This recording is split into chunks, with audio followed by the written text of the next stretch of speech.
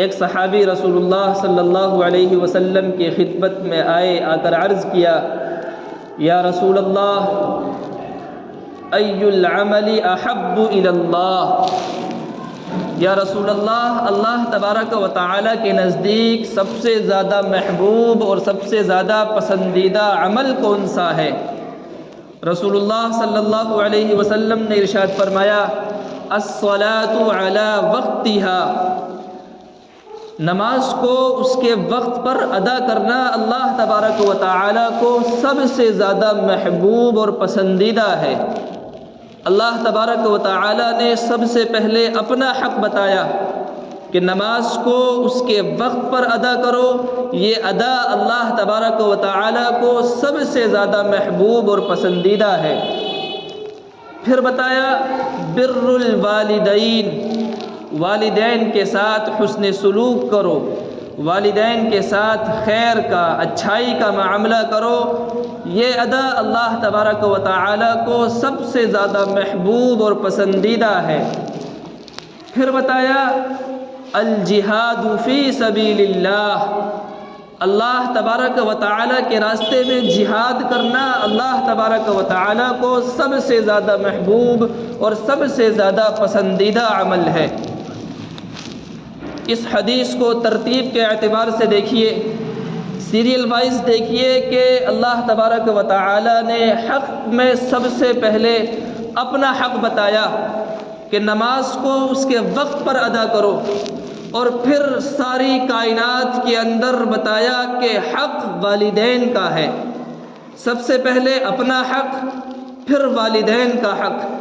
والدین کے ساتھ خیر کا، اچھائی کا معاملہ کرو، یہ عمل اللہ تبارک و تعالی کو سب سے زیادہ محبوب اور پسندیدہ ہے۔ اور تیسرے نمبر پر بتایا کہ اللہ تعالی کے راستے میں جہاد کرو۔ یہ تین باتیں رسول اللہ صلی اللہ علیہ وسلم نے بتائیں۔ یہاں پر رک کر ایک بات سمجھیے، آپ لوگوں نے بہت مرتبہ سنا ہوگا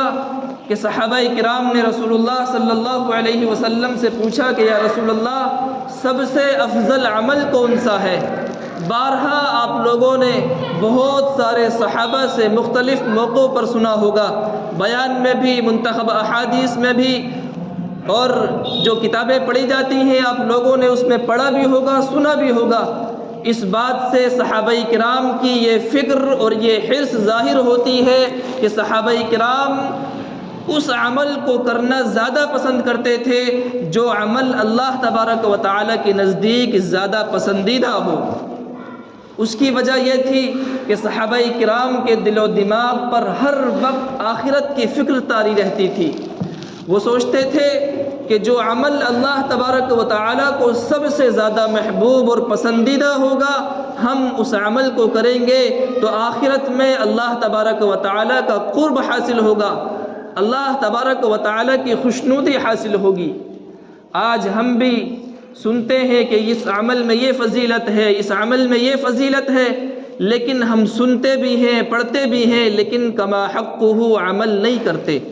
بہت سے لوگ کرتے ہیں لیکن جس طریقے سے حق ہے اس طریقے سے ہم عمل نہیں کرتے۔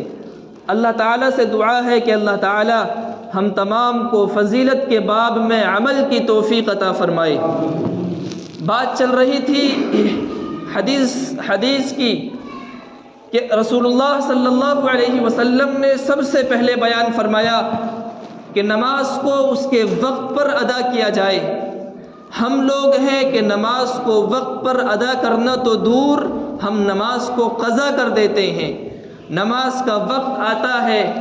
ہمارے کان پہ جون تک نہیں رینگتی، ہم نماز چھوڑ دیتے ہیں، ہمیں اس کا احساس بھی نہیں ہوتا۔ رسول اللہ صلی اللہ علیہ وسلم نے ایک موقع پر ارشاد فرمایا،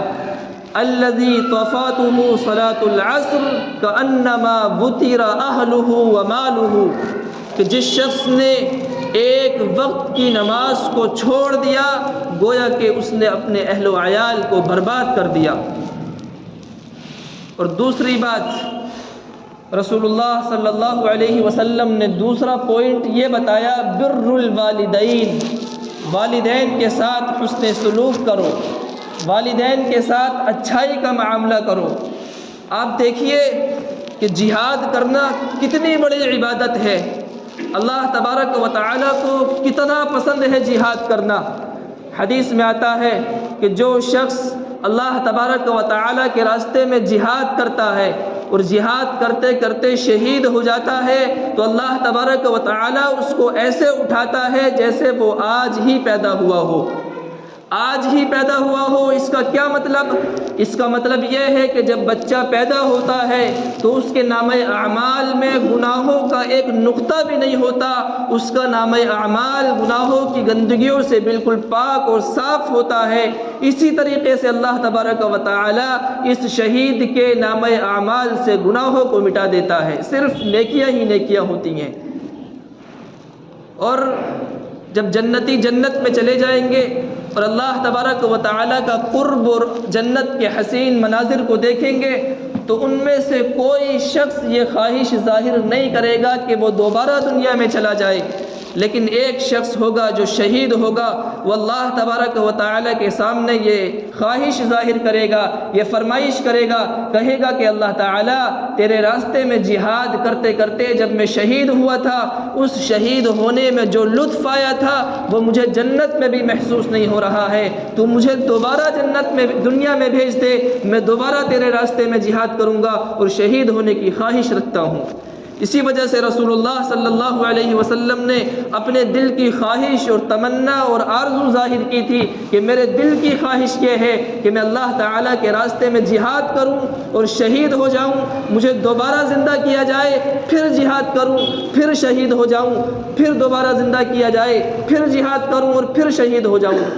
اتنا بڑا مقام ہے جہاد کا، اتنی بڑی فضیلت ہے جہاد کے بارے میں، لیکن رسول اللہ صلی اللہ علیہ وسلم نے اطاعت والدین کو، اپنی ماں اور باپ کی خدمت کرنے کو، ان کے ساتھ اچھائی کا، خیر کا معاملہ کرنے کو جہاد سے بھی افضل بتایا ہے۔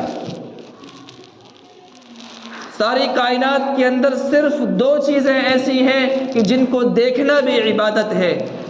ایک کعبۃ اللہ شریف، آپ مسجد نبوی میں بیٹھ کر کچھ نہیں کر رہے ہیں، نہ تسبیح پڑھ رہے ہیں، نہ نوافل پڑھ رہے ہیں، نہ قرآن کریم کی تلاوت کر رہے ہیں، صرف آپ کی نظریں کعبۃ اللہ شریف پر ہیں، بیت اللہ شریف پر آپ کی نظریں ٹکی ہوئی ہیں، آپ کا دیکھنا بھی عبادت میں لکھا جا رہا ہے۔ اور دوسرے آپ کے بوڑھے والدین، آپ اپنے والدین کے سر کی مالش نہیں کر رہے ہیں، آپ ان کے پیر نہیں دبا رہے ہیں، آپ کچھ نہیں کر رہے ہیں، صرف محبت کی نگاہ سے اپنے بوڑھے والدین کو دیکھ رہے ہیں، تو آپ کا دیکھنا بھی عبادت میں لکھا جائے گا۔ اور ایسی ویسی عبادت نہیں، ایک حدیث کے اندر ارشاد فرمایا گیا کہ جو شخص اپنے بوڑھے والدین کو محبت کی نگاہ سے دیکھتا ہے اس کو ایک حج اور ایک عمرے کے برابر ثواب دیا جاتا ہے۔